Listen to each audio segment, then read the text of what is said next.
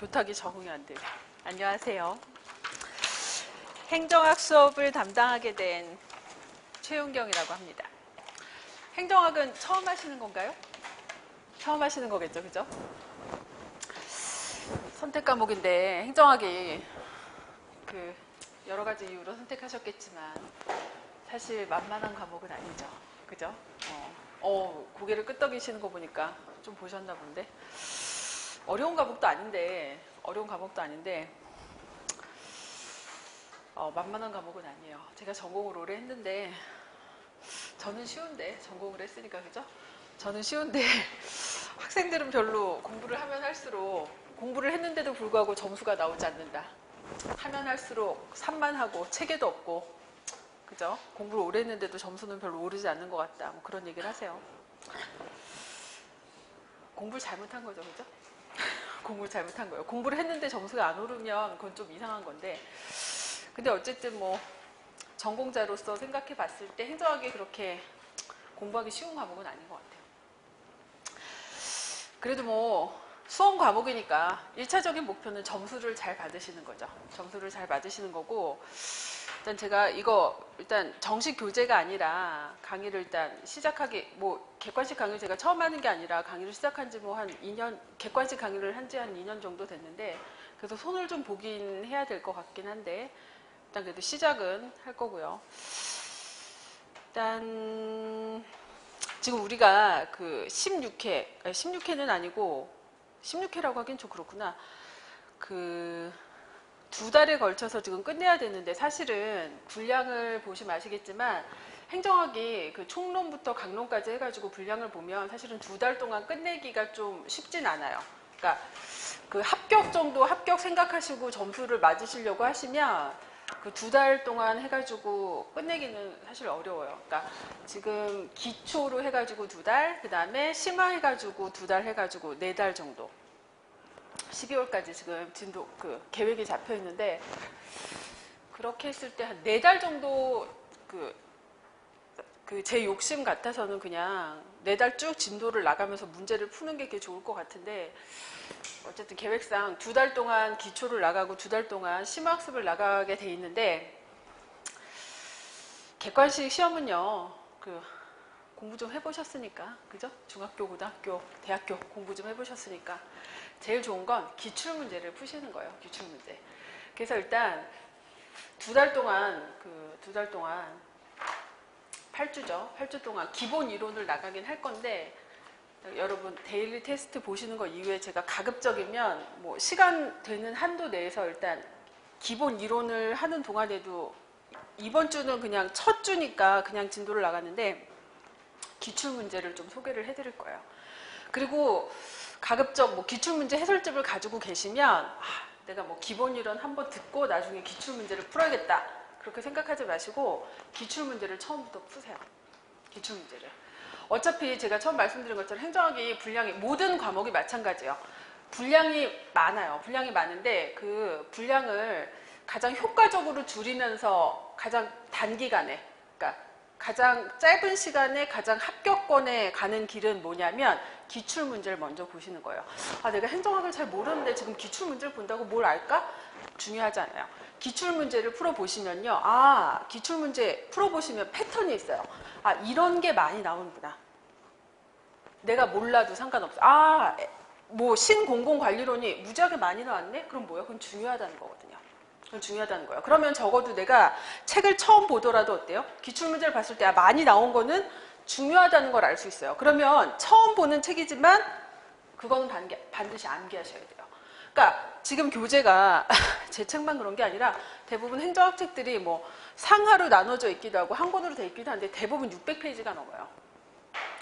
시중에서 보셨을 거예요. 근데 그걸 다 암기하실 수 있어요? 다 못 외워요. 못 외우죠. 그럼 무슨 수로 외워요? 행정학 한 과목만 공부하실 거 아니잖아요. 그러면은 우선순위가 있다는 얘기예요. 일단 시험에 잘 나오는 거를 반드시 암기를 하셔야 되는 거고 시험에 잘 나오는 게 있어요. 정해져 있어요. 물론 이제 그것만 외워가지고 합격을 하겠다 이러면 곤란하지만 제가 이제 좀 이따 말씀드릴 건데 암기 분량을 줄이는 방법이 있어요. 행정학이 모든 과목이 수험 과목이 기본적인 암기는 필요하지만 이해를 하시면 암기를 상당히 줄일 수 있는 부분도 있어요. 그러니까 공부를 처음부터 이제 처음 시작하실 때는 제가 이제 강조 드리는데 처음 2달 행정학 그 9월, 10월 공부를 하실 때는 최소한만 암기하세요. 최소한만. 제가 이거는 꼭 암기하셨으면 좋겠어요 하는 것만 암기하세요. 나머지는 그냥 읽고 이해하신다고 생각하시면 돼요. 사실 이해를 하면 상당 부분 안 외워도 되는 부분이 있고요. 그 다음에 이제 난이도가 높은 문제는 암기를 해서 해결할 수 있는 문제가 아니에요. 난이도가 높은 문제는. 근데 결국은 당락은 뭐 한두 문제에서 그 차이가 나는 건데 난이도 높은 문제가 나오면 그건 암기로 해서 되는 문제가 아니거든요. 그래서 그런 순발력을 키우시려고 하면 가급적이면 이해를 한다고 생각을 하셔야지 이걸 암기를 해서 내가 해결을 하겠다라고 생각하시면 안 돼요. 그래서 행정학이 뭐 쉽게 공부를 한다? 가급적이면 쉽게 가르쳐 드리려고 노력을 하겠는데 재미있게? 뭐 재밌는 과목은 아니에요. 재미를 느끼시면 좋죠. 네, 최대한 노력을 해볼 텐데 일단 첫 2달은 9월, 10월 이론과 그 기초 강의를 들으실 때는 외우겠다. 야심차게 내가 오늘 배운 걸 복습을 해가지고 다 외워야지 이런 생각을 그냥 부담을 좀 내려놓으시고 가급적 그냥 이해한다라고 생각을 하세요. 이해한다고 생각을 하시고 그 다음에 제가 그래도 꼭 외워야 된다. 아니면 처음부터 제가 이론 그 기초 강의지만 처음부터 말씀을 드릴 거예요. 기출문제 많이 나오고 그 다음에 이건 꼭 외우셔야 되고 그런 것만 좀 외우세요. 그런 거. 그러니까 그게 가장 기본 개념이거든요. 기본 개념. 기본 개념은 어쩔 수가 없어요. 그건 외우셔야 되거든요. 그런 것만 최소한만 일단 외우시고요. 그럼 언제 외우라는 거냐? 기출문제를 나중에 이제 본격적으로 푸시게 되면요. 기출문제를 풀면 저절로 외워져요. 기출문제 워낙 많이 나온 문제들은 기출문제 뭐 예를 들어서 뭐 오늘 이제 처음에서 나오는 것 중에 행정과 경영의 뭐 차이점 이런 문제는 기출문제만 최근 한 10개년 기출문제만 풀어도 막 한 10대 문제가 있어요. 10문제를 반복해서 풀면 물어보는 게 똑같아요. 기출문제를 제대로 푸시면 그냥 푸는 과정에 암기가 된단 말이에요. 그럼 이건 중요하구나. 그리고 한 10문제 똑같은 문제 비슷한 문제 풀다 보면 암기가 돼요. 그러니까 지금부터 그거를 오늘 가가지고 이걸 다 외워야겠다. 그렇게 생각하지 마시고 일단 중요한 거는 표시를 해두시고 이해하는 데 포커스를 두세요. 이해하는데. 그리고 행정학은 과목의 특징이요. 제가 이걸 강조드리는 말씀이 뭐냐면 일단 기본적으로 저를 믿으셔야 돼요. 여러분보다 행정학에 대해서는 여러분보다 전문가니까. 자, 행정학은 특징이 뭐냐면 분량은 많아요.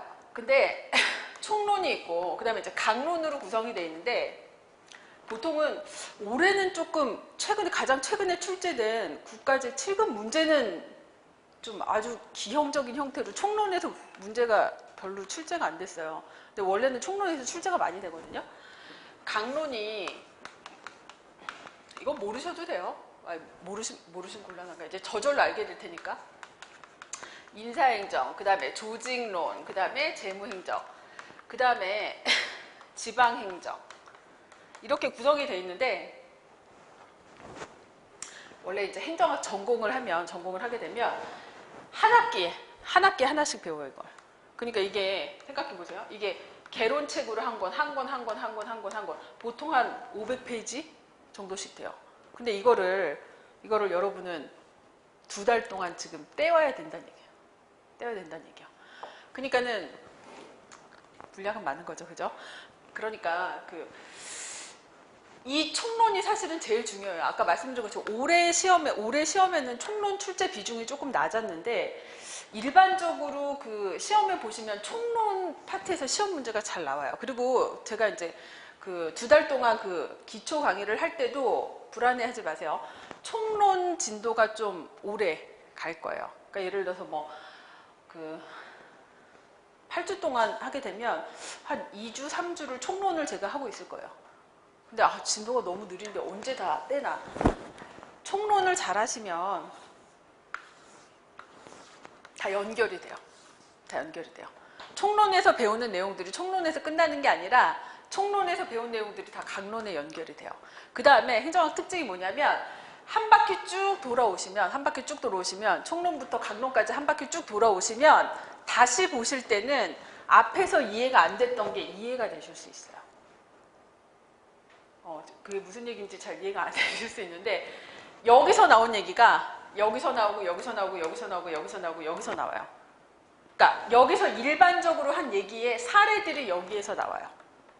그래서 총론에서는 아 이거 무슨 얘기인지 잘 모르겠어. 뭐 그런 거 같긴 한데 무슨 말인지 잘 모르겠어 하는 얘기들이 한 사이클 돌고 나면 아 그게 그 얘기구나라는 사실이 이제 와 닿으세요. 그러니까 그 좀 이해가 안 되는 부분이 있어도 물론 질문은 그때그때 하세요. 그러면 제가 뭐 그 가능한 범위 내에서 설명을 이제 해드리려고 노력을 할 텐데 그런 부분이 있으니까 좀 물론 처음 하는 과목은 다 좀 어렵게 느껴지실 거예요. 그런데 행정학은 그런 특성이 있다는 것도 조금 알아두시면 도움이 되실 거예요. 그러니까 조급함을 갖지 마시라는 얘기예요. 조급함을 갖지 말아라. 한 번 보고 나면 그 다음에 2회독을 하실 때는 훨씬 수월하실 수 있어요. 훨씬 수월하실 수 있어요. 자, 그 다음에 그 혹시 기출문제집이나 이런 거 가지고 계시는 분은 그냥 뭐 다 풀지는 않더라도 그날 복습은 하지 않더라도 가서 이렇게 기출문제를 한번 쭉 훑어보세요. 아 이런 게 많이 나오는구나. 그 기출문제를 보면서 감을 익히는 게 되게 중요하세요. 감을 익히는 게. 뭐 다른 과목도 마찬가지지만.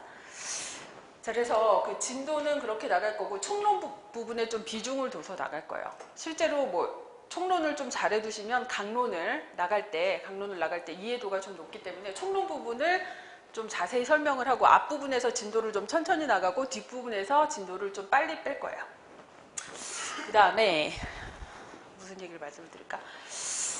행정학 과목의 특성상 공부하느라 시간이 없으시겠지만 네이버 검색해서 기사 볼 때 연예인 기사 이런 것만 보지 마시고 요새 문재인 정부가 뭘 하고 있는지 이런 거에도 좀 관심을 가지세요. 왜냐하면 그 올해 2017년, 2018년 마찬가지인데 행정학이라는 과목 자체가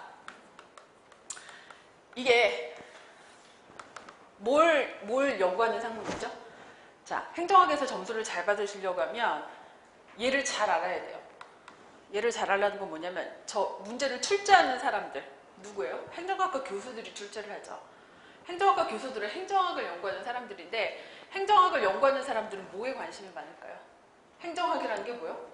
정부가 뭘 하느냐요. 정부가 뭘 하는가. 그러니까 정부가 하는 일을 연구하는 거예요. 정부가 하는 일. 실제로 문재인 정부가 뭐 이전에 박근혜 정부가 뭘 하는지 이런 거에 관심이 있어요. 물론 실제 정책을 하는데 이론에 기반해서 하는 거죠. 학자들은 이론을 근거로 해서 현실의 정부 정책을 연구를 해요. 이 사람들이 실제로 출제위원이 돼서 문제를 출제를 할 때는요. 행정 이론을 물어보지만요. 자, 문제풀이에 어떤 문제를 만들고 있을까? 어떤 문제를 만들고 있을 것 같아요? 2018년도에, 2017년도에, 2016년도에 많이 출제되고 있는 문제가 있어요. 뭐가 많이 출제됐을까? 최근에 기출문제, 아직 기출문제 안 풀어보셨지? 처음 하시니까 죄송해요. 뭘 많이 물어봤냐면 부정청탁 및 금품수수 등 금지에 관한 법률이 빠짐없이 나왔어요. 17년, 18년, 16년부터. 자, 왜 그랬을까? 16년은 잘 안 나오고 17년, 18년. 올해 거의 모든 시험을 다 나왔어요. 국가직, 지방직, 뭐 경찰 시험까지. 작년에도 나왔어요. 왜 그랬을까? 세월호 사고 이후에 도입된 여러 가지 제도, 그 다음에 정책 중에 제일 중요한 게 뭐예요? 행정, 윤리, 통제, 그 다음에 인사행정 파트에서 그 법이요, 그 법. 부정청탁 및 금품 수수 등 금지에 관한 법률. 행정 책임성, 공직 윤리 확보를 위한 법이죠. 자, 이제 그 법이 제정된 다음에 사회적인 논란이 됐어요.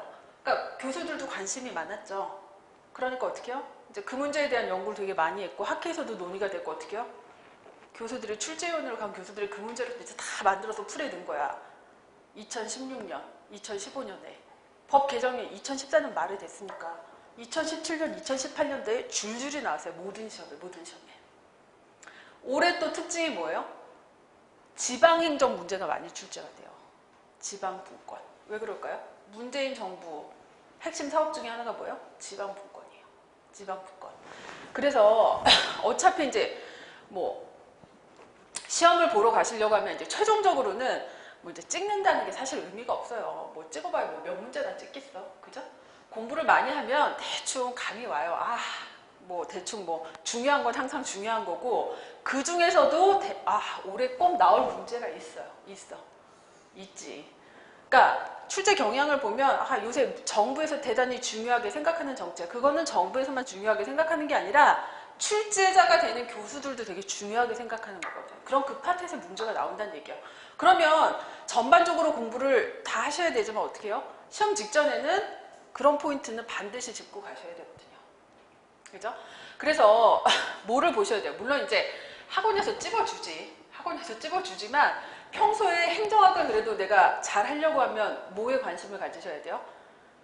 어차피 이제 공직자 하실 거잖아요. 그죠? 공직자 하실 거니까 요새 정부가 어떤 일을 하고 있나, 요새 사회에서 뭐가 문제가 되고 정부가 그 문제를 해결하기 위해서 어떤 정책을 하고 있나, 그런 데 관심을 가지시면 행정학이 훨씬 쉽게 와닿을 수 있어요. 실제 그래서 이제 제가 그런 말씀을 많이 드릴 거예요.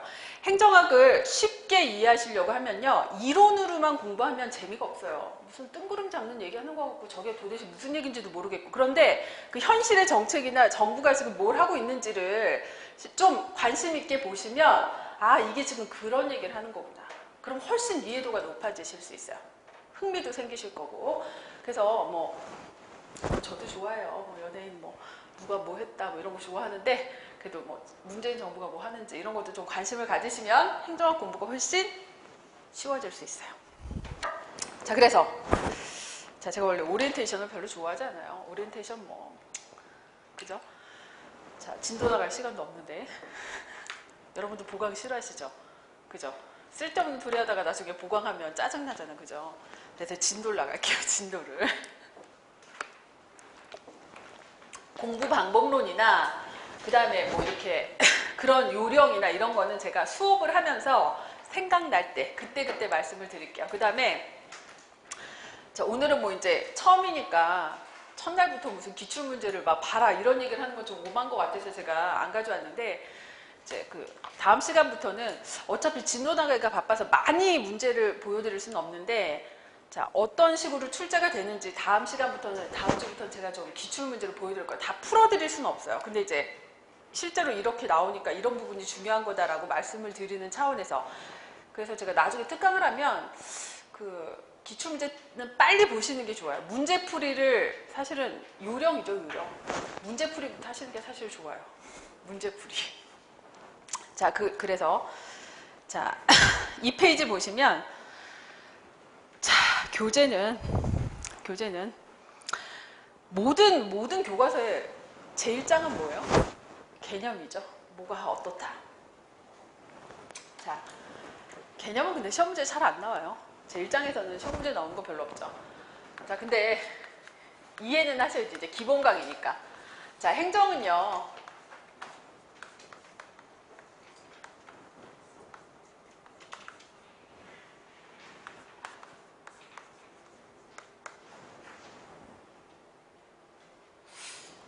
이제 영어를 안 한 지 한참 되니까 막 영어를 까먹고 단어도 까먹고, 제가 가끔 쓰다가 철자를 틀려도 이해하세요? 자, 어드미니스트레이션이 뭐예요? 경영이죠, 경영. 행정학은요, 이제 학문으로 치면 뭐랑 가깝냐면 누구랑 친해요? 경영학이랑 정치학이랑 친해요. 원래 그 행정학이라는 학문은요, 원래 좀 제 전공이기도 하지만 행정학이라는 거는 발달한 지 얼마 안 됐어요. 심지어는 제 지도교수님은 행정학이 학문이냐? 뭐 그런 얘기도 하셨어요. 지도교수가 그런 얘기를 했어요. 왜냐하면 지도교수님은 행정학을 전공하지 않으셨거든요. 미국에서. 뭘 했어요? 뭐 정치경제학을 하셨어요. 그러니까 미국에서는 행정학이라는 학문이 사실은 뭐 학문적인 위상이 되게 낮아요. 자, 원래 행정학이라는 게 학문적인 그 학문으로 발달한 지 얼마 안 됐어요. 미국에서도 그 19세기가 들어서야 행정학이라는 학문이 발전했지, 18세기 말까지만 해도 행정학이라는 학문이 없었어요. 원래는 그냥 정치학의 일부로서, 그죠? 행정학이라는 학문이 없었어요. 자, 그 다음에 어드미니스트레이션이 뭐예요? 경영이에요, 경영. 경영인데 앞에 뭐가 붙었어요? 퍼블릭이 붙었죠, 퍼블릭. 공공. 그래서 행정학은 정치학과 경영학과 상당히 친해요. 그래서 행정학 교과서를 보면 행정과 경영의 관계, 행정과 정치의 관계가 처음에 나와요.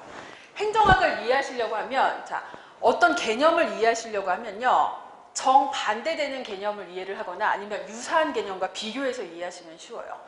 행정이 뭔지를 이해하려고 하면 비슷한 개념, 관련되는 개념이랑 이해를 하셔야 돼요. 그래서 처음 행정학 모든 교과서들의 첫 장에 보면은 행정과 정치의 관계, 행정과 경영의 관계가 나와요. 자, 시험에서는 뭐가 나오냐면 중요한 거. 행정과 경영의 공통점과 차이점이 시험 문제에 나와요. 이게 아주 중요해요. 자, 지금 이제 수험 행정학이니까 지금 행정학 시험 문제의 절반 이상이 여기서 출제가 돼요. New Public Management라 그래서 신공공관리론이라는 게 아주 중요해요. 쓰지 마세요. 지금부터 제가 여기 쓰는 거는 절대로 쓰지 마세요. 에너지 낭비. 책에 다 있으니까 쓰지 마세요. 그냥 들으세요. 신공공관리론인데 이게 뭐예요? 여기 관리죠, 관리. 자, 공적 영역을 관리하는 거예요. 관리라는 말은 우리 어디서 주로 쓰냐면요. 경영학에서 써요. 인사관리, 재무관리, 조직관리. 경영학은 행정학보다 훨씬 이전부터 발전한 학문이죠. 경영학은. 어드미니스트레이션이요. 경영학에서 하는 게 뭐예요? 인사관리론, 재무관리론, 조직관리론이에요. 행정은 뭐라 그래요? 행정학은 인사행정, 조직론, 그 다음에 재무행정이라고 하죠. 어디서 가져온 거예요?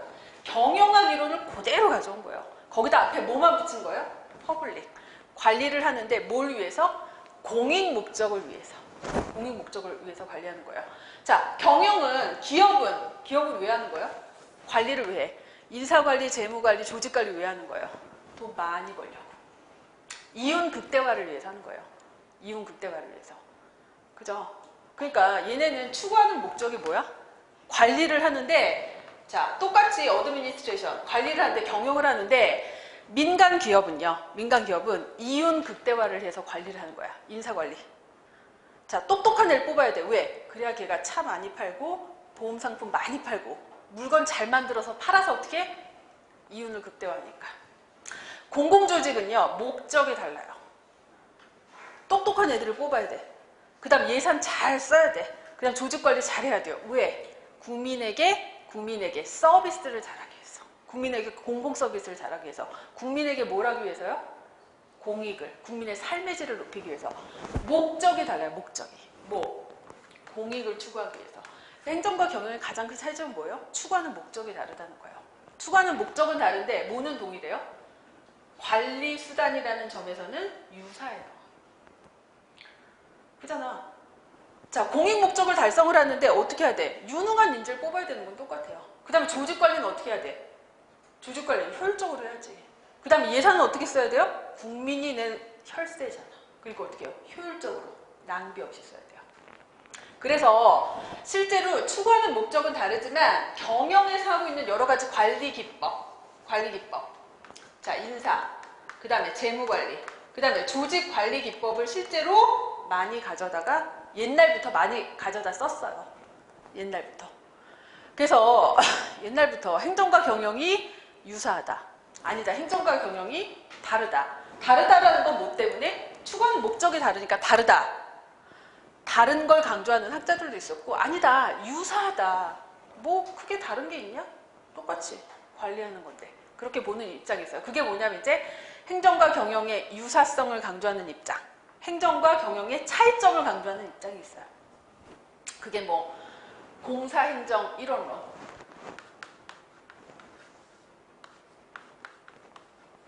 행정이 같은 거다 이론론, 이원론 다른 거다 이런 주장이 있어요. 그래서 행정과 경영의 공통점과 차이점이 있는데, 자, 지금은요 이 NPM이라는 건 뭐냐면 신공공관리론이에요. 자, 이게 무슨 의미일까? 공공도 뭐야? 정부도 뭐 하는 거예요? 효율적으로 관리하는 게 중요한 거예요. 그래서 이게 자 1980년대 이후에 우리나라를 포함해서 전 세계적으로 정부 운영에 행정개혁에 유행하고 있어요. 전 세계적으로. 우리나라도 마찬가지예요. 신자유주의는 들어보셨을 거예요. 신자유주의. 자, 신자유주의랑 신공공관리론이랑 같은 얘기예요. 신자유주의는 뭐예요? 자유주의 사조가, 자유주의, 아담 스미스의 보이지 않는 손에 의해서, 자, 시장주의의 원리를 강조하는 거예요.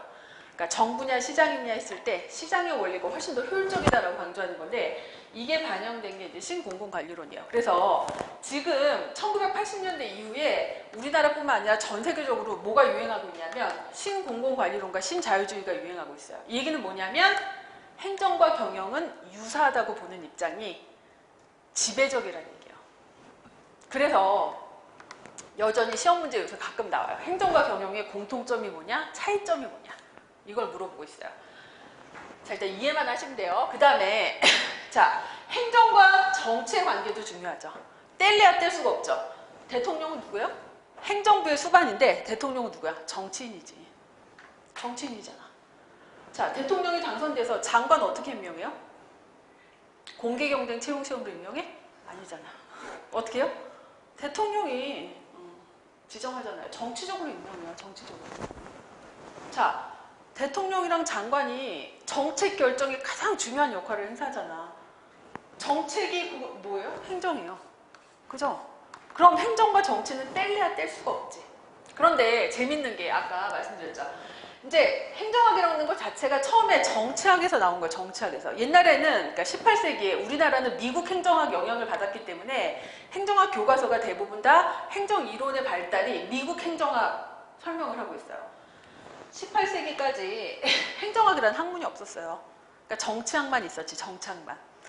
그래서 행정학을 따로 연구 안 했는데, 그래서 이제 이 당시에는요, 18세기까지만 해도 어떻게 무슨 행정이론이라든가 행정학이라든가 이런 게 없었어요. 자, 게다가 되게 웃기는 게 저 시절은 어떻게 썼냐면, 공무원을 어떻게 임명했냐면, 지금은 현대 민주주의 국가에서는 공무원 어떻게 임명하나요? 시험 보죠. 너무나 당연하게 다 그렇게 생각해. 옛날부터 그랬을 것 같은데 안 그래요. 자, 옛날에는 미국에서 18세기 미국에서 어떻게 임명했을까요? 공무원을? 대통령이 당선이 되죠. 자, 뭐 잭슨 대통령, 제퍼슨 대통령이 이제 행정학 교과서에 처음 등장을 해요. 자, 잭슨, 제퍼슨 이런 대통령들이 어떻게 했냐면 선거에 당선이 됐어요. 그럼 어떻게? 자기 선거운동 도와준 사람, 자기 정당에서 선거운동 도와준 사람들 어떻게 해요? 한 자리씩 다 줬어요. 자, 그러면 5년 후에, 4년 후에 어떻게 정권이 바뀌어? 다른 대통령이 당선되면 어떻게 되나요? 싹 물갈이 하는 거예요.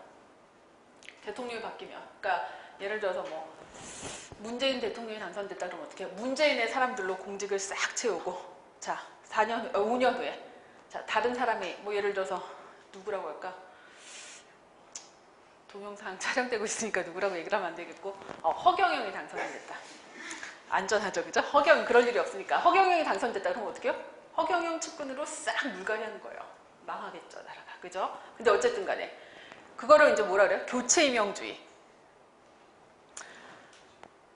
자, 대단히 민주적인 제도라고 생각했어요, 그때는. 왜 그럴까? 국민이 선택한 민주적 정당성을 부여한 대통령이야. 대통령이 어떻게 해요? 국민이 지지해준 선거 공약, 정책을 집행하기 위해서 어떻게 해요? 자기와 정치적 이념과 리더십을 발휘할 수 있는 사람들로 공무원을 채우는 거. 대단히 민주적이다. 왜? 통제가 될 거 아니야. 대통령이 임명했으니까 대통령 말을 잘 듣겠지. 대통령의 선거 공약을 잘 이해하겠지. 잘 따를 거야. 대단히 민주적이라고 생각했어요. 그래서 그게 한동안 유행을 했는데, 자, 그리고 또 그때 문제가 없었어요. 왜? 18세기만 해도 세상이 단순했지. 그죠? 아마추어들도 행정을 하는데 전혀 문제가 없었어요. 그러지 않았을까? 그때 뭐 인터넷이 있었겠어, 비트코인이 있었겠어, 무슨 세계무역을 했겠어. 그잖아요. 경제 문제가 복잡하지도 않고, 그때 뭐 KTX 있었나요? 그런 거 없었어요. 그냥 마차 끌고 다니고. 그죠? 뭐 세계화 이런 거 없었으니까. 그러니까 어떻게 해요? 보편적인 상식만 가진 사람이면 그냥 선거에 당선돼서 보편적인 상식만 가지면 행정을 하는데 전혀 문제가 없었어요. 근데 이제 문제는, 자, 시간이 흘러 이제 19세기가 등장했고, 이제 산업혁명이 일어나서 산업화가 진전이 되다 보니까 이제 어떤 문제가 생겼어요? 점점 사회가 복잡해지고 경제가 발전하다 보니까 어떻게 해요? 시장 실패라는 게 발생하기 시작하는 거예요. 그런데 자 이제 어떻게 해요? 전문성이 이제 점점 전문성이 요구되는데 4년마다 5년마다 공무원이 싹 바뀌니까 어때요? 이제 뭐 일 좀 배워서 할 만하니까 어떻게 해요? 새로운 사람이 와가지고 이건 어떻게 하는 거야? 허둥지둥. 행정의 안전성, 계속성, 전문성 확보가 안 되는 거예요. 게다가 이제 어떤 문제가 생겨요? 사람들이 이제 야가지기 시작하는 거예요. 아, 내가 이 자리에 천년만년 있는 게 아니라 5년 후면 나가야 돼. 그러면 어떻게 해요? 있는 동안 한 건 해야겠다는 생각이 드는 거지. 있는 동안 본 좀 뽑아야겠다 이런 생각이 드는 거야. 그러니까 무슨 문제가 발생하겠어요? 각종 부정부패.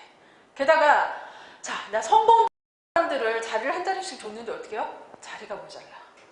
그럼 어떻게 해요? 자리가 모자라. 쟤를 위해서 불필요한 자리를 만드는 거예요. 그죠? 듣도 보도 못한 이상한 자리를 만들어서 걔한테 자리를 주고 어떻게 해요? 월급을 줘야 돼요. 그래서 여러 가지 폐해가 생기기 시작했어요. 자, 그게 뭐냐면 이제 역관주의라는 건데 그게 그냥 들어두세요. 역관주의가 뭐냐면 선거에서 자, 대통령이 자기 선거운동을 도와준 사람들, 자기 정당에 충성하는 사람들에게 관직을 주는 시스템. 저게 그 당시에는 너무나 당연하고 정치적으로 바람직하고 민주적이라고 생각했어요. 자, 근데 이 당시 18세기까지는 이게 바람직하다고 생각됐는데 19세기 이후가 되면서 지금 말씀드린 대로 문제점이 대단히 많이 지적이 됐고 이 역관주의의 폐해 때문에 이제 무슨 생각이 들었냐면 의식 있는 사람들이 이 정치랑 어떻게 행정을 분리시켜야 된다. 왜? 여러 가지 행정 부패가 이 정치적 영향력 때문에 행정이 부패하고 행정의 전문성이 확보가 안 된다고 생각을 했어요. 그래서 이때 19세기 들어서면서 행정과 정치를 분리시키자라는 논의가 나타났고 그래서 이제 윌슨이라는 학자가 정치학으로부터 행정학을 독립시켰어요. 독립시켜야 된다고 주장을 했어요. 그래서 19세기에 1883년이니까 19세기 후반이구나. 19세기 후반에 정치학으로부터 행정학이 독립돼요. 독립. 그래서 행정학이 이제 성립한 시기가 얼마 안 되죠, 사실은. 얼마 안 돼요. 꽤 된다고 생각하실 수도 있지만 경제학이나 정치학이 발전된 것보다는 역사가 대단히 짧은 학문이죠. 그래서 지금 다 중요한 얘기긴 한데 이제 찬찬히 이제 설명을 드릴게요. 그래서 정치와 행정의 관계가 시험 문제에 가끔 나와요. 가끔이 아니라 지문상으로는 지금도 등장을 해요. 자, 그래서 정치와 행정은 대단히 밀접한 관계를 가지고 있어요. 자, 전통적으로 정치는 정책, 어떤 가치를 누구에게 배분할까 결정을 하고 자, 행정은 집행을 하는 거라고 봤어요. 그러니까 대통령이 정책 결정을 하면 정치인들이 국회에서 정책 결정을 하면 행정부는 뭐라는 거예요? 국민의 대표기관인 국회에서 결정한 것을 행정부는 집행하는 거다. 이렇게 봤어요. 이게 뭐예요? 정치행정 이원론이에요. 정치랑 행정은 하는 일이 달라야 돼. 정치인들은 뭐라는 거야? 국민으로부터 정치적 정당성을 부여받았어요. 국민들이 직접 선출한 사람들이니까 국민의 대표기관으로서 뭐래요? 국민을 대신해서 결정을 하고. 그죠? 그 다음에 자, 결정한 대로 공무원은 국민 전체에 대한 봉사자긴 하지만 어떻게 해요? 시험 봐서 뽑힌 사람들이야. 국민이 직접 정당성을 위임한 사람은 아니잖아요. 그러니까 어떻게 해요? 국민의 대표가 결정한 대로 어떻게 해요? 충실히 집행해야지. 자, 그래서 정치는 결정하고 행정은 집행한다. 자, 이렇게 보는 게 이분법적으로 보는 게 정치는 결정하고 행정은 집행한다라고 보는 게 뭐예요? 정치행정 이원론이에요. 정치랑 행정은 다른 거죠. 자, 그런데 요새는 저렇게 생각하는 사람들 없어요.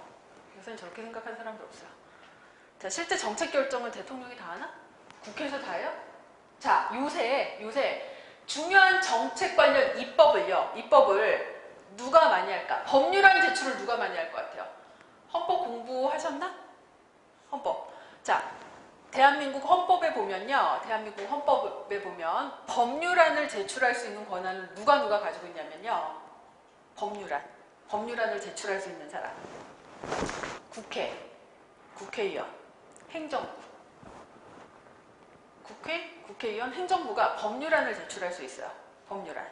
예를 들어서 비트코인을 규제하려고 하면요. 비트코인을 규제할 수 있는 법률이 있어야 돼요. 그럼 비트코인을 규제할 수 있는 법률이 지금 없잖아요? 그럼 법률안을 이제 만들 거 아니야. 그럼 누가 만들 수 있냔 말이야. 국회가 만들 수 있고요. 국회의원이 비트코인 규제 법률안을 제출할 수 있어요. 누가 할 수 있어요 또? 행정부가 할 수 있어요. 자, 어디서 법률안을 가장 많이 만들고 있을까? 국회의원? 국회? 아니에요. 행정부가 실제로 법률안을 가장 많이 제출하죠. 그럴 수밖에 없지. 제가 국회의원을 싫어해서가 아니라 싫어하기도 하지만 좋아하잖아요, 정치를. 그런데 국회의원들은 공무원들보다 무식하죠. 무식해요. 무식하다는 표현은 좀 감정이 실린 것 같고 전문성이 떨어지죠. 무식해서가 아니라 전문성이 떨어져요. 왜냐하면 전문 정치인이요. 전문성 축적을 할 시간이 없어요. 왜? 지역구 관리를 하셔야 되니까. 혹시 부모님이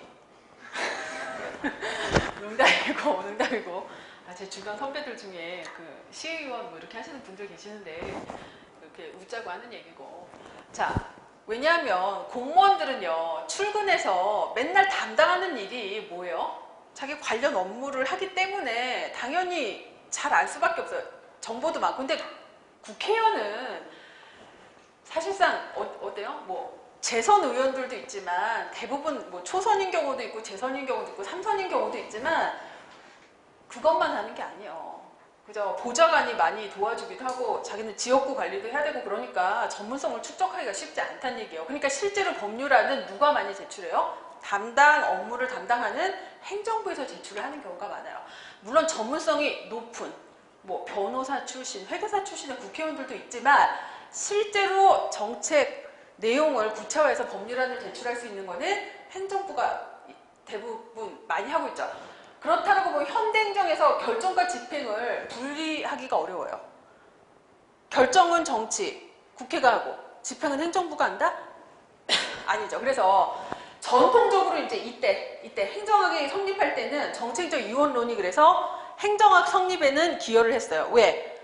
정치는 결정을 하고 행정은 집행을 하는 것이 바람직하다. 그래야만 정치적 영향으로부터 행정을 분리시켜야만 행정이 부패하지 않고 행정의 전문성을 확립하는데 수월하기 때문에.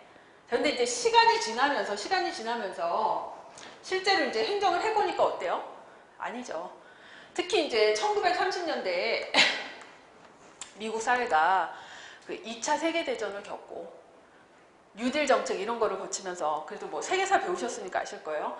자, 전후 위기를 극복하고 그다음 시장 실패 문제를 극복하고 그다음에 이제 복지 문제, 실업 문제 해결하고 사회적 약자에 대한 복지 정책을 하면서 정부의 규모가 엄청나게 커졌어요. 그러면서 실제로 그 문제를 해결하기 위해서 정부가 어떻게 해요? 실질적인 정책 결정 기능을 하게 돼요. 자, 그러면서 이제 더 이상 정치랑 행정이랑 별개다. 행정은 집행만 한다라는 주장을 하는 학자들은 사실은 현대 행정에서는 그렇게 많지 않죠. 그렇지만 마찬가지로 공사행정 이론론, 이원론이 있는 것처럼 자, 정치와 행정의 관계에서도 뭐가 있냐면 정치행정 이원론이 있고 그 다음에 이론론이 있어요. 자, 이게 이제 행정학을 이해하시는 이제 가장 첫 단계예요. 자, 행정은 비슷한 애들이 누구랑 누가 있다? 정치랑 경영이 있어요. 관리 활동이라는 점에선 경영이랑 유사하고 그 다음에 정책 결정이냐 집행이냐 관계에서 결정과 집행을 달리 보면 그죠? 정치랑 다르게 볼 수 있고 현대행정을 생각해보면 결정과 집행을 완벽히 분리하기 어렵기 때문에 정치랑 행정은 유사하다고 볼 수 있다는 거예요. 자, 그래서 이제 발달사를 보시면 좀 더 잘 이해하실 수 있는데 자, 그런데 자, 중요한 거는 자, 이 전반적인 내용이 다 중요하긴 한데 자, 지금 행정의 개념과 관련해서 지금 중요한 건 뭐냐면 시험 문제에 아직까지 잘 나오는 게 뭐다? 행정과 경영의 공통점과 차이점을 잘 알아두셔야 돼요. 왜? 요새 시험 문제 잘 나오는 NPM이라는 게 신공공관리론이라는 게 한동안 지겹도록 배우실 거예요. 지겹도록. 막 자다가 꿈에서도 나올 정도로.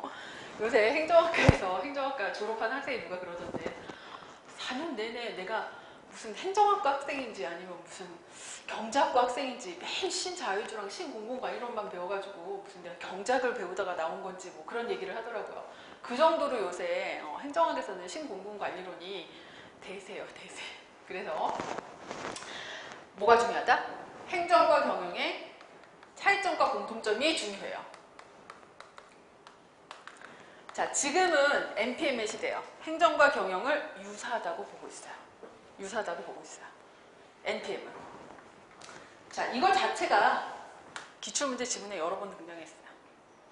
행정과 경영. 그래서 자, 이 페이지 보시면 행정의 그 개념은 조금 이따 다시 설명을 드릴 거고, 자, 먼저 4페이지 보시면 행정과 경영의 관계에서 행정과 경영의 관계부터 설명을 드릴게요. 행정과 경영을 같다고 보는 공사행정 이론론이 있고요. 그 다음에 행정과 경영을 다르다라고 보는 공사행정 이원론이 있어요.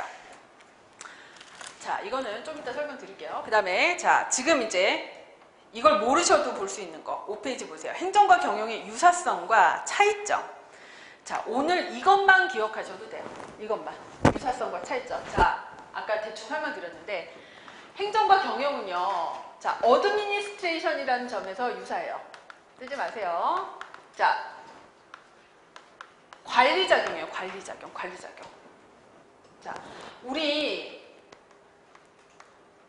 인간은요. 조직 만드는 걸 되게 좋아해요. 조직을 이루는 걸 되게 좋아하죠. 그죠?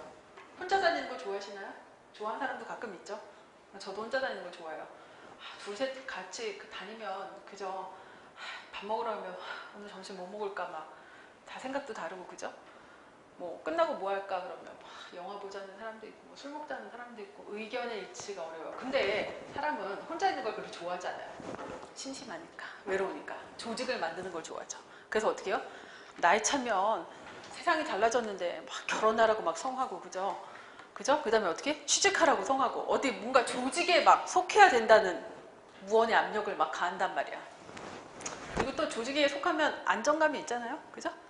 자, 그게 문제가 아니라 크던 작던 사람은 어떤 조직에 속해 있어요. 조직의 목표는 뭐예요? 조직은 항상 목표를 가지고 있어요. 가정이라는 비공식적 집단도 목표가 있죠. 뭐예요? 가족. 우리 가족의 목표. 잘 먹고 잘 사는 거. 행복한 거. 가족 구성원이. 그죠? 기업의 목표는 뭐예요? 이윤 극대화. 자, 공공조직의 목표는 뭐예요? 공익 추구. 뭐 등등 다 목표가 있어. 목표가. 그러면 이 조직은요. 이 목표를 달성하기 위해서는요. 목표를 달성하려고 하면 뭘 해야 돼요? 구성원들이 협력을 해야 돼요. 협력을. 그잖아. 협동을 해야 돼요. 협동을. 협동이 이루어지지 않은 목표를 달성하기가 어렵죠. 그죠? 자, 목표 달성을 하려고 하면 구성원들을 협력을 해야 되고 협력을 한다는 건 뭐예요? 인적 자원을 조직화해야 된다는 얘기예요. 조직화. 너는 뭘 하고 너는 청소를 하고 너는 생수를 담당하고 그죠? 너는 뭐 보고 뭐 문서 작업을 담당하고 이런 식으로 뭐예요? 조직화를 해야 돼요. 돈을 써야 되고. 자, 모든 조직은 이런 과정이 필요해요. 인사관리, 조직관리, 그 다음에 뭐? 돈관리. 모든 조직은 가족이든 가정이든 아니면 뭐 편의점이든 대기업이든 정부든 어느 조직이든 필요해요. 이거는 뭐예요? 공공조직이든 민간조직이든 간에 다 똑같아요. 추구하는 목표가 있다. 그 목표를 달성하기 위해서 구성원들의 협력이 필요하다. 그 다음에 조직화가 필요하고 인사관리가 필요하고 돈관리가 필요하다는 건 모든 조직이 똑같아요. 이거는 이런 측면에서는 뭐예요? 공공조직이든 아니면 민간조직이든 동일하다는 거예요. 그러니까 행정과 경영은 이런 점에서는 동일하죠. 동일해요. 그 다음에 자, 기업도요. 기업도 규모가 커지면 커질수록 어때요? 커지면 커질수록 어때요? 권위적인 속성이 나타나죠. 규모가 작을수록 어때요? 인간적이잖아. 안 그래요? 규모가 작을수록 인간적이에요, 대체로. 인간적이라는 거는, 아니, 물론 리더가 권위적이면 권위적인데, 인간적이라는 거는 사람이 적으면 서로 잘 알잖아. 서로 잘 알기 때문에 어때요? 인간적인 배려도 해줄 수 있고, 편의도 좀 봐줄 수 있어요. 근데 사람이 100명, 1000명 되면 어때요? 누가 우리 조직의 구성원인지 모르기 때문에 어떻게 해야 돼요? 뭔가 규칙을 만들어야 되고, 규칙과 절차에 따라야 돼요. 공식화가 이루어지는 거죠. 표준화가 이루어지는 거예요. 그래서 자, 민간 기업이든 공공기업이든 간에 대규모 조직이 되면요, 나타나는 특성이 있어요. 사람이 많아지면, 규모가 커지면 어떻게 돼요? 약간 비인간화되죠. 비인간화되는 게 뭐 좀 나쁜 의미가 아니라 뭐냐면, 대면 접촉이 떨어지기 때문에 우리 조직에 누가 구성되어 있는지 모르기 때문에 어떻게 해요? 예를 들어 사람이 3명이면 어떻게 해? 이거를 무슨 사람이 3명이 되면 무슨 업무 지시를 무슨 법이나 절차에 의해서 할 이유가 없죠. 어떻게 해요? 야, 오늘 너는 뭐 하고, 너는 뭐 하고, 너는 뭘 하자. 구두로 지시가 가능한데 사람이 100명이 되면 그게 가능해요? 사람이 100명이 되면 구두로 통솔이 안 돼요. 그러니까 어떻게 해? 문서화하지.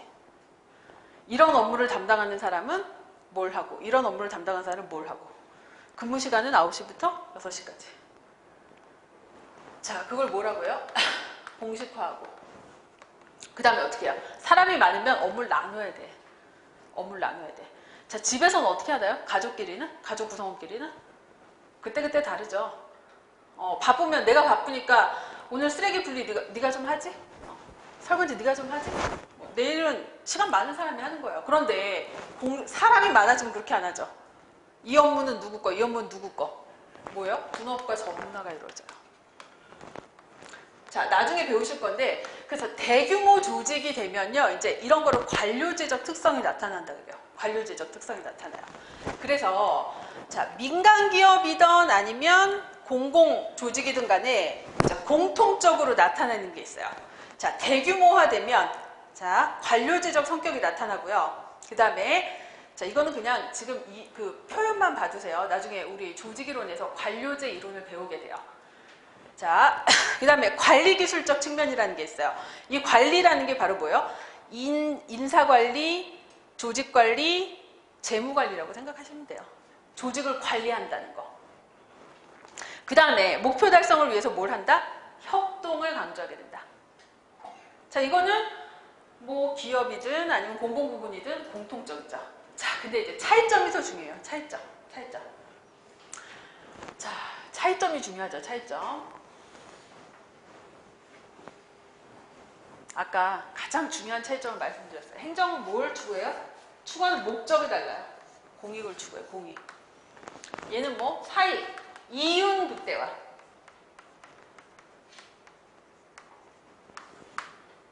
이윤극대화. 이게 가장 큰 차이죠. 이윤극대화.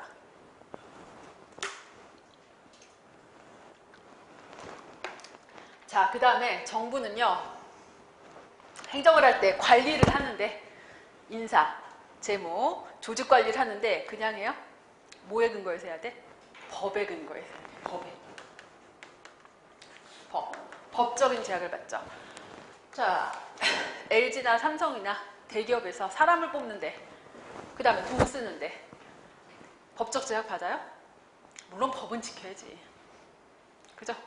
헌법, 상법, 공정거래법 이런 거 지켜야 돼요. 그런데 그런 법 말고 올해 몇 명 뽑아야 된다, 몇 월 며칠 날 시험 봐야 된다 이런 거 있어요? 아니에요. 경기가 안 좋으면 올해 신규 채용 생략할 수 있어요. 꼭 몇 월에 시험 봐야 돼? 공개 경쟁 채용 시험 봐야 돼? 아니에요. 정부는 반드시 어떻게 해요? 법에 따른 절차에 의해서 어떻게 해요? 학력 제한 두면 돼요? 안 되지. 여긴 둬도 돼. 오너맘이죠. 오너맘이에요. 자, 만약에 정부에서 그렇게 하면 어떻게? 큰일 나죠. 헌법소원하고만 난리 날 거야. 그죠? 정부는요, 인사행정, 그 다음에 돈 쓰는 거, 재무관리, 조직관리, 정원, 공무원 정원, 이거 전부 다 뭐에 근거해서요? 정부조직법, 국가공무원법. 일단 법은 함부로 못 자르잖아. 국가공무원법상 6가지 징계 사유 아니면 징계도 못해요. 그잖아. 법적 제약을 받아요. 법적 제약을. 법적 제약을 받아요. 그죠? 자, 그 다음에 엄청난 차이죠. 법적 제약을 받는다는 거, 법적 제약이 많다라는 건 뭐냐면 그만큼 환경 변화에 대응하기가 쉽지 않다는 거예요. 좋은 점도 있지만 그건 좀 이따 설명드릴게요. 자, 그 다음에 목적을 추구하는데 목적이 공익이냐 사익이냐도 중요하지만요. 이런 차이도 있어요. 추구하는 목표가 다르다라는 것도 있지만, 자, 경영은요, 기업은요, 추구하는 목표가 하나예요. 하나. 오로지 하나야. 이거. 오로지 하나예요. 오로지. 얘네가 뭘 해도 그 이면에는 뭐 때문에 그런 거야? 걔네가 무슨 사회적인 무슨 봉사활동을 한다. 그래도 다 이거예요. 왜? 기업 이미지를 좋게 해서 물건을 많이 팔기 위한 거야. 뭐 좀 그렇게 얘기를 하니까 좀 그렇게 나와요. 뭐 사실이에요. 그죠? 그런 하는 이유는 뭐? 오로지 이거예요. 오로지. 자, 근데 행정은요, 추구하는 목표가 공익이긴 한데 추구하는 목표가 아주 다양해요. 아주 다양해요. 목표가 다양해요. 한 가지가 아니야. 왜? 공익이라는 목표 자체가 대단히 추상적이에요. 목표가 추상적이에요. 예를 들어서 경찰청이 추구하는 목표가 한 가지일까? 아니에요. 한 가지여서도 안 되고 한 가지 일리가 없어요. 경찰청이 동시에 여러 가지를 해야 돼요. 왜? 질서 유지도 해야 되고요. 음주운전 단속도 해야 되고요. 그 다음 또 뭐도 해야 돼요? 순찰 돌아서. 그 다음에 또 뭐 범인 검거도 해야 돼요. 그 다음 뭐 어떻게 해야 돼? 좌우지간 뭐 학원폭력 예방도 해야 되고, 뭐 좌우지간 추구하는 목표가 되게 여러 가지죠. 때로는 그 목표들 간에 뭐가 일어날 수 있어요? 상충이 일어날 수도 있어요. 목표들 간에 갈등이 일어날 수도 있어요. 자, 그래서 정부가 추구하는 목표는 대단히 다양하고, 그 다음에 더 재밌는 거는 목표가 다양한 데다가 그 다음에 추상적이에요. 일단 공익이 그렇죠. 공익이 뭐야? 공익. 국민 다수의 이익이거든요. 국민 전체 이익이요. 근데 거짓말이죠. 국민 전체에게 이익이 되는 정책이 있어요? 그런 정책은 없어요. 자, 최근에 이슈가 됐던 거, 그 최저임금제. 최저임금을 지금 얼마죠? 그래서 뭐 10,000원까지 올린다고 하는데 그 되게 시끄럽잖아요. 그 공익 목적을 위해서 하는 거 아니야? 그 미숙련 노동자를 보호하기 위해서 하는 정책이요. 취지가 되게 좋잖아. 그리고 그 취지에 대해서 반대하는 사람은 사실 없어요. 취지는 좋아. 그 취지에 대해서는 다 동의하는데, 그런데 최저임금을 10,000원까지 올린다고 하니까 지금 10,000원이 아니고 8,000 얼마인데도 지금 되게 말 많잖아요. 뭐 반대하는 사람이 더 많은 것 같지 않아요? 자, 어쨌든 말이 되게 많아요. 왜 그런 거야? 누군가는 싫어한다는 거야. 그러면 그게 사회 다수의 이익을 위한 건가? 그걸 뭐 피해본다고 저렇게 난리를 치는데, 그러면 그건 공익이에요? 공익인가? 정부가 하는 정책은요, 공익을 추구한다고 해서 하는데 실제로 까보면 공익인지 아닌지 애매한 경우가 되게 많아요. 그래서 실제로 정부가 정책 목표를 설정할 때는요, 추상적으로 설정해요. 추상적으로. 일부러. 자, 근데 이제 문제는 뭐냐면 추상적으로 설정하면요, 목표를 달성하기가 어려워요. 여러분, 그 목표는 구체적이어야 달성하기 쉽죠. 예를 들어서 여러분이 이런 거예요. 나는 합격할 거야. 반드시 합격해야지. 이렇게 목표를 설정하면 합격하기 쉬울까요? 합격하기 쉽지 않아요. 어떻게 해야 돼? 어떻게? 목표는 구체적일수록 합격하기 쉬워요. 나는 내년에 반드시 합격할 거야. 이건 좀 더 구체적이죠. 그 다음으로 더 구체적이려면 어떻게 해야 돼요? 나는 내년에 평균 90점으로 합격할 거야.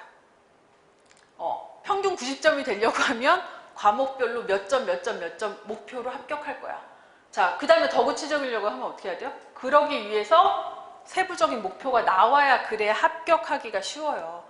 목표가 추상적이면 합격할 의지가 없는 거지. 정부도 마찬가지예요. 목표를 어떻게 세워야 돼요? 구체적이어야 달성하기가 쉬워요. 근데 정부는 이 달성하고자 하는 목표가 일단 다양한 데다가 목표가 구체적이면 무슨 문제가 발생해요?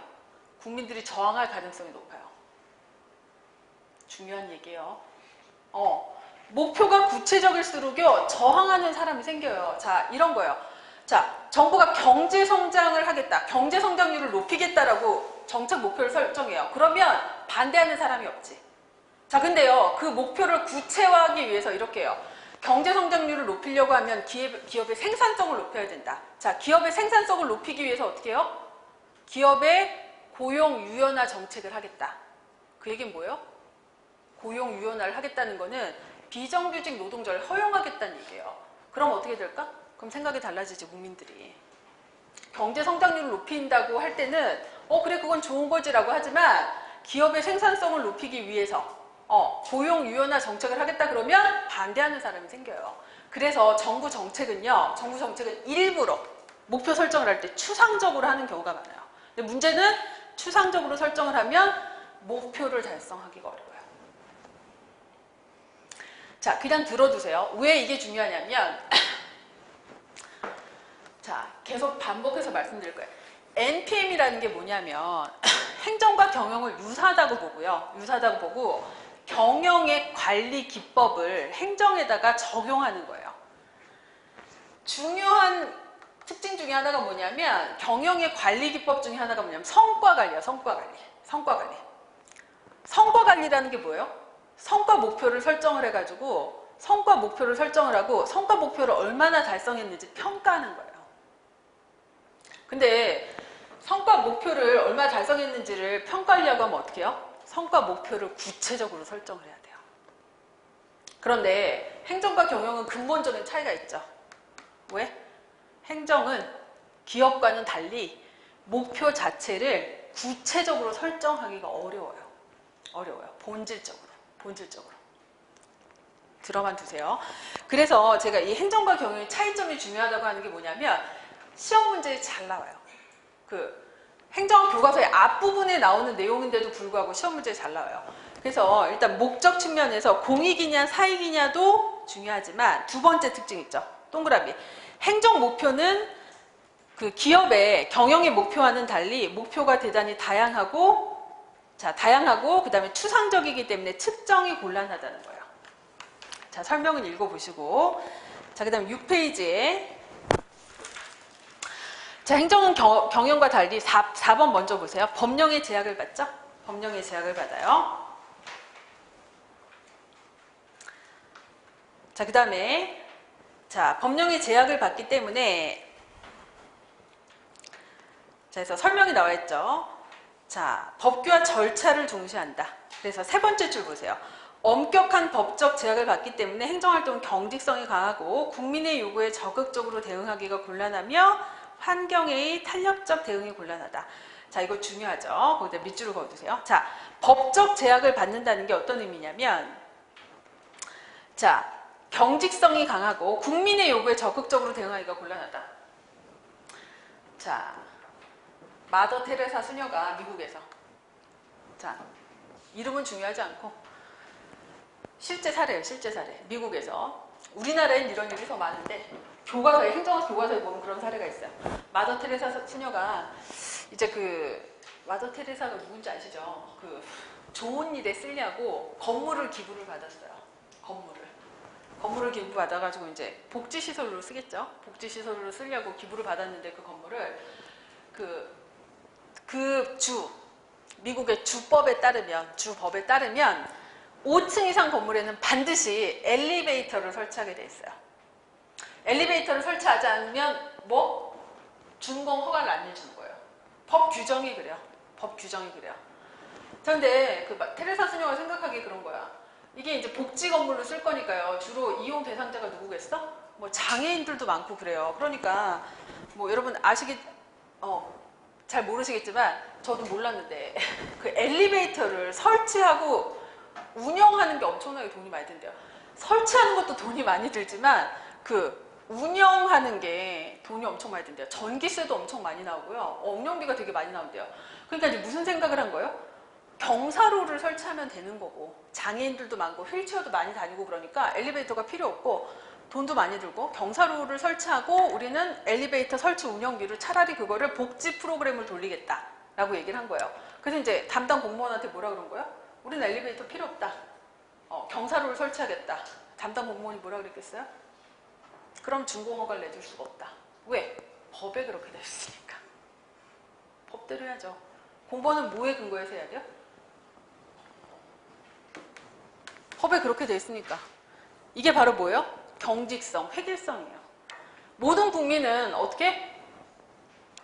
법 앞에 평등하니까 어떻게 해요? 예외를 두면 안 되죠. 차별적으로 대우하면 안 돼요. 그죠? 여러분 공무원 되셔도 그래야 되지 않겠어요? 왜? 저거 만약에 해주면 어떻게 돼요? 나중에 감사에 걸리지. 감사에 걸리잖아. 왜 법에 해주지 말라고 했는데 걔 왜 해줬냐 그러면 뭐라고 해요? 아, 마더 테레사 수녀가 뭐 설마 뭐 저한테 뇌물을 줬겠어요? 이런 얘기해도 안 먹히죠. 왜? 뭐 법을 어긴 건 법을 어긴 거니까. 자, 그렇게 되면 어떻게 돼요? 법에 따른 행정을 강조하게 되면 어떤 문제가? 경직성 문제. 그 다음에 국민에 대한 대응성이 떨어질 수 있어요. 국민이 요구하는 걸 해줄 수가 없어요. 자, 그 다음에 법은요, 이렇죠. 아까 제가 비트코인 얘기를 했는데 제가 비트코인을 해본 적이 없어요. 잘 모르는데 자, 비트코인 문제가 갑자기 발생했어. 자, 그러면 2018년도에 비트코인 문제가 막 사회적 이슈 규제를 하려고 보니까 법이 없어. 근거법이. 그럼 어떻게 해요? 법을 만들어야지. 자, 뚝딱 만들어서 규제할 수 있어요? 안 되죠. 어떻게? 법률안을 만들어야 돼. 어떻게 해요? 법률안 만들어서 국회에서 치고받고 싸워서 어떻게 해요? 입법 예고해서 시행하면 언제쯤 될까? 한 2020년쯤 시행이 되겠지. 자, 그러면 2020년 되면 이 법이 적절할까? 적절할 가능성이 별로 없죠. 비트코인이니까. 그잖아요.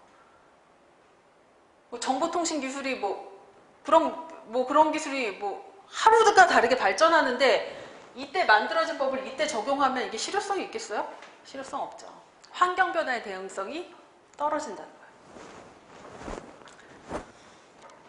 자, 그래서 그런 것도 봐두시고 자, 잠깐 쉬었다가 하겠습니다.